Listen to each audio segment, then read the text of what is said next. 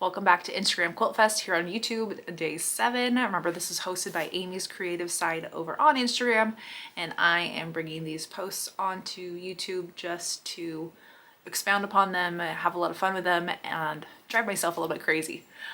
So today's post is actually kind of ties into driving myself crazy, and it is lessons learned. So I could tell you about the terrible, horrible lesson I learned myself about patience in December when it came to some fabric dye bleeding and using some dye remover and completely demolishing one of my quilts, but I will save that for another day because I'm not quite ready to expound upon that topic just yet.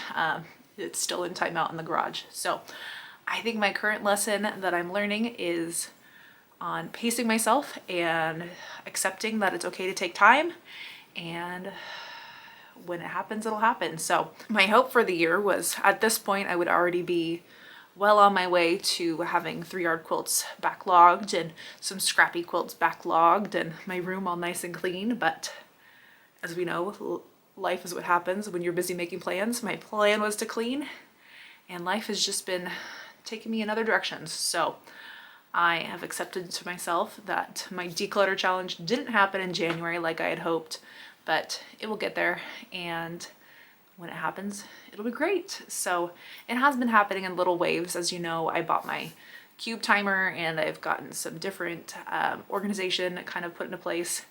And I think once it all comes together, it's going to be great. But in the meantime, I've got cleaning to do, and still quilting to do, and traveling to do, and life to do, and I just remind myself that it's okay.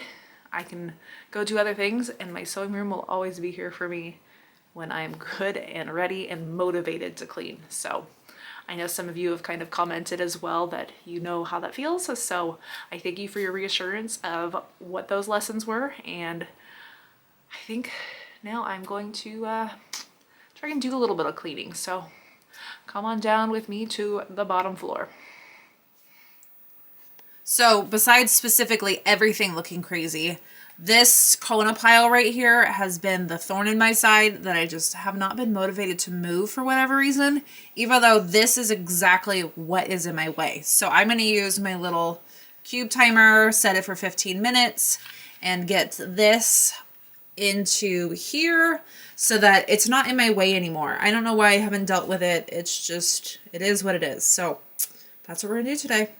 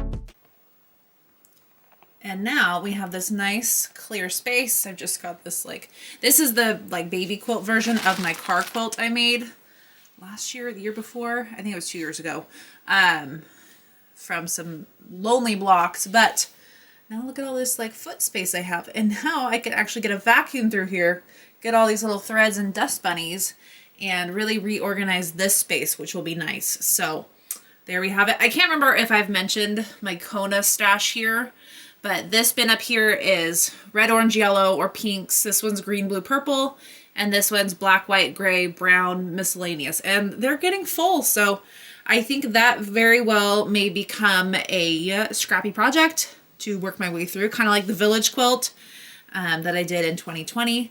And this here are backing pieces that still have the batting on them, and if I feel like it, I'm going to pick those off so that I have some other pieces to use as well. So that'll be like a TV seam ripping project. At least that's what I tell myself. So there we have our nice cleaning so that I can keep cleaning and keep sewing.